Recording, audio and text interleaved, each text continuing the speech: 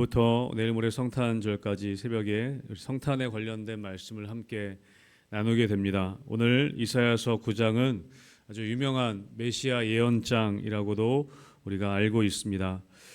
여러분, 누가복음에 보면 예수님께서 어린 시절을 보내시는 장면이 기록되어져 있습니다. 다른 곳에는 나와 있지 않은 예수님의 12살의 어린 시절의 모습이 유일하게 기록되어져 있습니다. 잘 아시는 것처럼 이 어머니 마리아와 아버지 요셉과 함께 유월절을 지키러 예루살렘에 어린 시절 가시게 됩니다.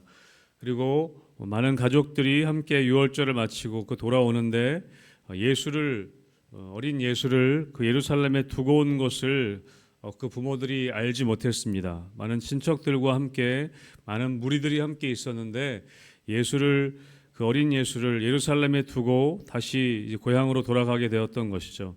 하룻길을 간 후에야 아들이 없어졌다는 것을 알게 됩니다. 그리고 그 어머니와 또 아버지는 또 친척들은 되돌아가 다시 사흘 후에나 되어서 예루살렘 성전에 있었던 그 어린 예수를 만나게 됩니다.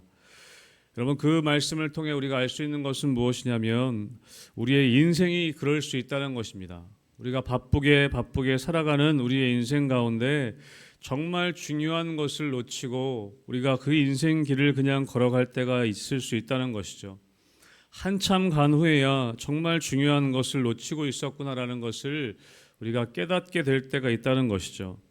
그것이 하룻길을 간 길이라면 사흘 안에는 돌아갈 수 있어서 그 예수를 찾을 수 있을지 모르지만, 만약에 우리의 인생 가운데 그 인생길의 끝에 우리가 놓여 있다면 마지막에 가서야 내가 중요한 것을 정말 놓쳤구나라는 것을 알게 된다면 어쩌면 그것이 너무 늦은 시간이 될 수도 있다는 것입니다. 우리의 삶 가운데 여러분, 정말 중요한 것을 놓치고 우리의 갈 길이 바빠서 정말 중요한 것을 놓친지도 모르고 그냥 간다면 마지막에 가서야 허망한 인생을 살았다는 것을 알게 될 때 그것이 너무나 늦을 수 있다는 것이죠. 사랑하는 성도 여러분, 우리의 삶 가운데 정말 중요한 것을 놓치지 않게 되기를 주님의 이름으로 축복합니다. 내 삶에 무엇이 정말 중요한 것인지 우리가 늘 확인하고 정말 중요한 것을 놓쳤다면 되돌아가서라도, 조금 늦게 갈지라도 되돌아가서라도 우리가 정말 그 중요한 것을 붙잡고 갈 수 있어야 한다는 것이죠. 이런 복음서 앞부분에 보면 예수님의 탄생에 대한 이야기가 곳곳에 기록되어져 있습니다. 특별히 마태복음에 보면 동방박사들이 예수의 탄생을 축하하고 경배하기 위하여서 별을 쫓아가는 장면이 기록되어져 있습니다. 그때 마태복음 2장에 보면 이 동방박사들이 예루살렘에 이르게 됩니다. 예루살렘에 이르러서 유대인으로 왕으로 나신 이가 어디 계시냐라고 그렇게 질문합니다. 예루살렘으로 유대인의 왕이 나시면 예루살렘에서 나실 것이라고 생각했던 것이죠. 잘못된 곳으로 간 것입니다. 그래서 유대인의 왕이 나신 이가 어디 계시냐라고 예루살렘의 헤롯 왕 때에 그 헤롯 왕에게 가서 그것을 묻게 되는 장면이 나옵니다. 별을 보고 찾아왔는데 예루살렘에서 예수님이 태어나실 거라고 생각하고 잘못 찾아온 것이죠. 그런데 결국에 그들은 별을 보고 베들레헴까지 결국에는 잘 찾아가게 됩니다. 여러분, 우리의 인생 가운데 이렇게 과정 속에서 예수님을 찾아간다고 생각하지만 잘못된 방향으로 가는 경우들이 있습니다.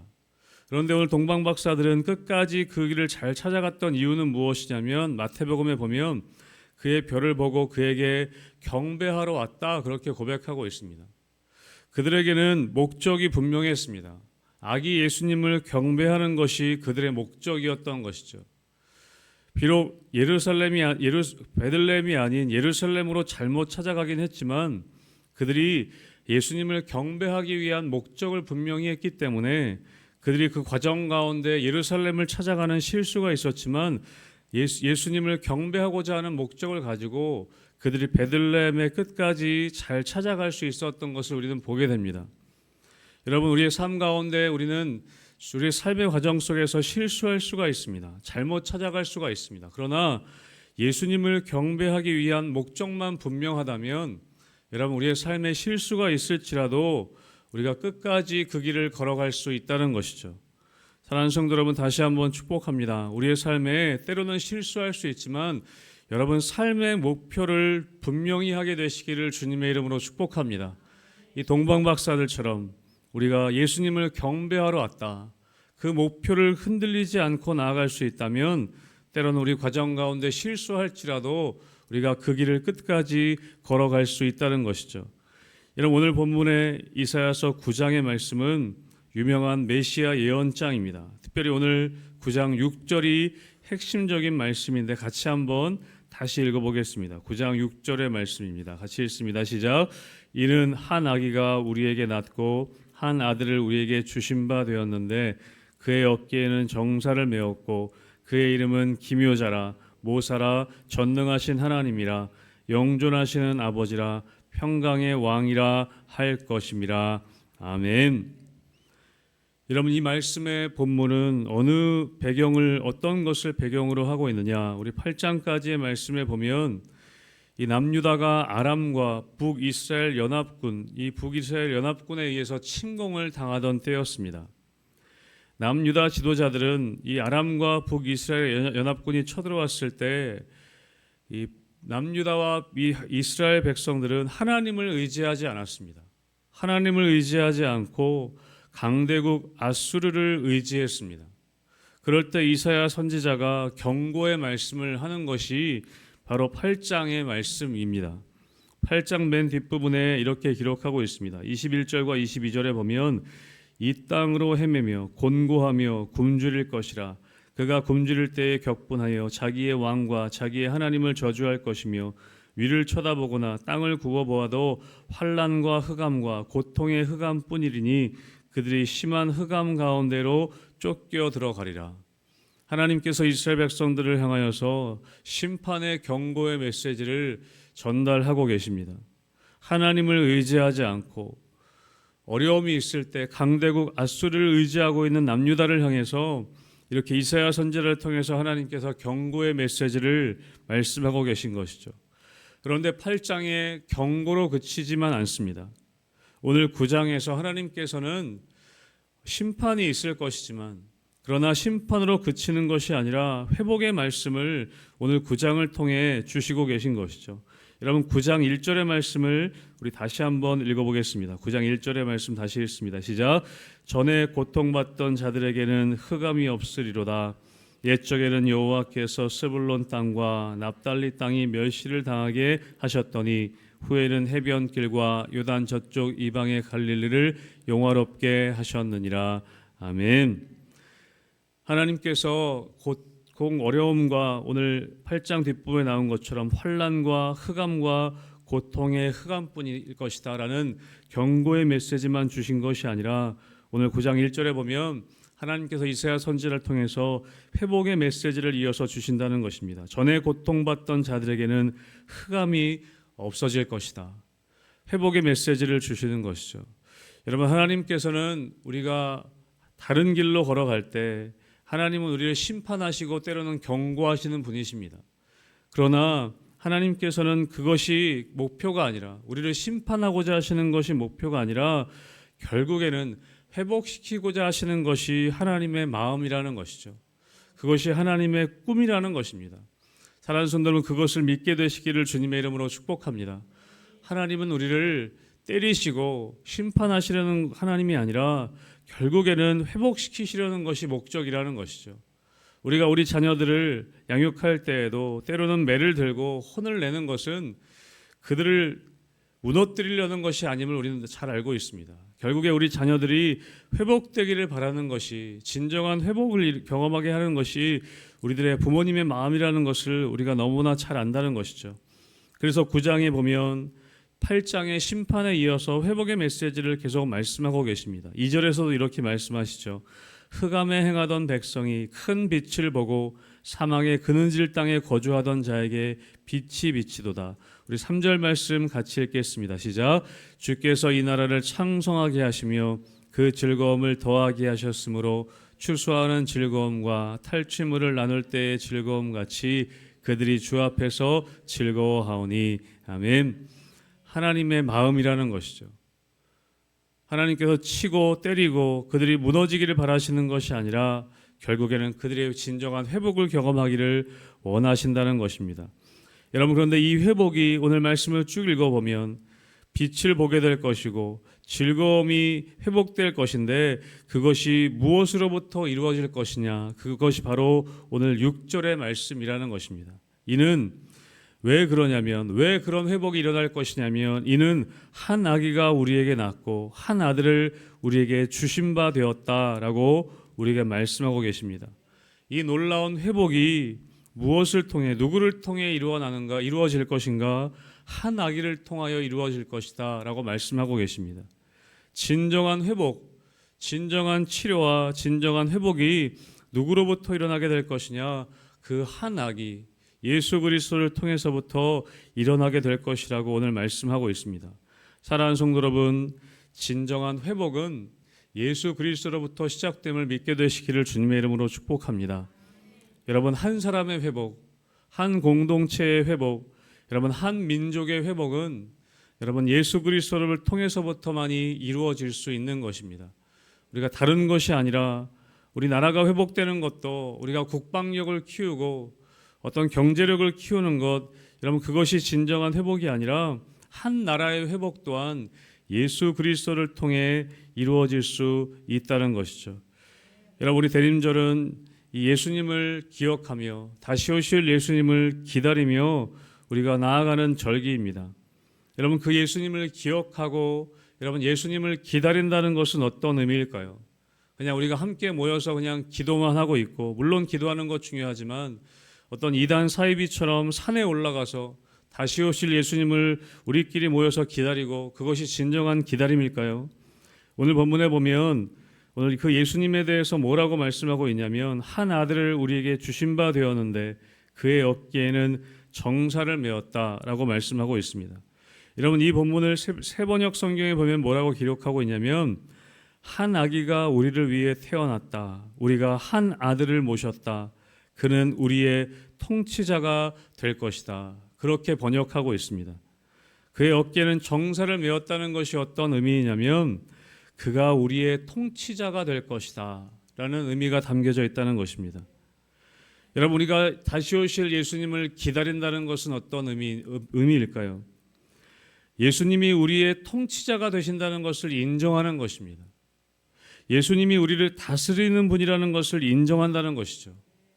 여러분, 예수님의 통치를 받는 것이 예수님을 기다리는 사람의 삶의 태도라는 것입니다. 예수님이 나의 주인이 되시고 예수님이 나의 왕이 되시고 예수님이 나를 다스리시는 분이라는 것을 인정하는 것이죠. 예수님을 기다린다는 것은 그냥 가만히 앉아서 예수님을 기다리고 앉아있는 것이 아니라 예수님이 나를 다스리시는 분이라는 것을 인정하고 주님의 말씀을 따라 살아가는 것이, 주님의 말씀을 온전히 순종하며 주님의 통치를 받는 것이 여러분 예수님을 인정한다는 것입니다. 여러분, 예수님을 좋아하는 것, 예수님을 따라가는 것, 우리 복음서에 보면 예수님이 인기가 많으셨죠. 많은 병을 고치시고 또 많은 기적을 행하셨기 때문에. 여러분, 그런데 그것은 예수님의 통치를 받는 것이 아닙니다. 예수님께서 우리를 고쳐주시고 나에게 좋은 것 주시고 그냥 그 정도 예수님을 바라보는 것이 아니라 내 삶에 예수님의 다스림을 받는 것이 예수님을 기다리는 사람의 진정한 모습이라는 것입니다. 예수님이 나에게 좋은 것 주시는 분이기 때문에 예수님을 따라가는 것이 아니라 모든 삶의 영역에서 예수님의 통치를 받는 것, 예수님의 말씀에 순종하는 것, 그것이 진정한 예수님을 기다리는 사람의 모습이라는 것이죠. 여러분, 오늘 본문에 보면 9장 6절에 계속해서 예수님의 이름에 대해서 말씀하고 있습니다. 그의 이름은 기묘자라, 모사라, 전능하신 하나님이라, 영존하시는 아버지라, 평강의 왕이라 할 것임이라 라고 기록하고 있습니다. 여러분, 여기서 기묘자라는 것은 무엇이냐면 놀라우신 조언자라고 세번역 성경에서는 이야기하고 있습니다. 예수님은 우리의 삶에 놀라운 조언자가 되십니다. 완벽한 상담가가 되신다라는 것이죠. 사랑하는 성도 여러분, 예수님의 조언을 받게 되시기를 주님의 이름으로 축복합니다. 예수님은 우리의 놀라운 조언자가 되십니다. 영어 성경에 보면 카운셀러라고 말씀합니다.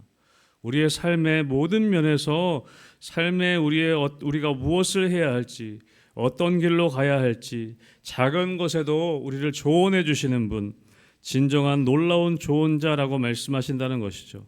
그리고 전능하신 하나님이시다라고 말씀합니다. 그리고 영존하시는 우리의 아버지가 되신다라고 말씀하십니다. 그리고 마지막에 뭐라고 말씀하십니까? 평강의 왕이라 할 것임이라라고 말씀합니다. 여러분, 예수님께서는 진정한 평강의 왕으로 이 땅에 오셨습니다. 우리가 예수님을 바라보고 예수님을 기억하고 예수님을 닮아간다는 것은 무엇이냐면 그 평강의 왕으로 오신 예수님을 닮아서 우리가 가는 곳마다 예수 그리스도로 말미암아 진정한 평강이 임하게 하는 것, 그것이 예수님을 기다리고 예수님을 닮아가는 우리의 삶이 되어야 한다는 것이죠. 여러분, 그래서 피스메이커라고 우리에 대해서 성경은 이야기합니다. 예수님을 믿는 우리는 누구인가? 신약 성경에 보면, 고린도후서에 보면 하나님께서 우리에게 화목하게 하는 직분을 허락해 주셨다라고 말씀하십니다. 왜 그러냐면 예수님이 바로 평강의 왕이시기 때문에 그렇습니다. 예수 믿는다는 것은 무엇이냐? 우리가 화목하게 하는 직분을 감당하는 것이다. 다시 말하면 영어 성경에 의하면 우리가 피스메이커로 우리를 이 땅에 보내셨다라고 말씀하신다는 것이죠. 평강의 왕으로 오신 예수님을 우리가 믿고 따른다는 것은 무엇이냐면 우리의 삶 가운데 그 예수 그리스도로 말미암아 피스메이커로서의 역할, 화목하게 하는 직분으로서의 역할을 우리가 감당하는 것이 예수 그리스도를 믿는 우리들의 삶의 사명이어야 한다라는 것을 말씀하고 있습니다.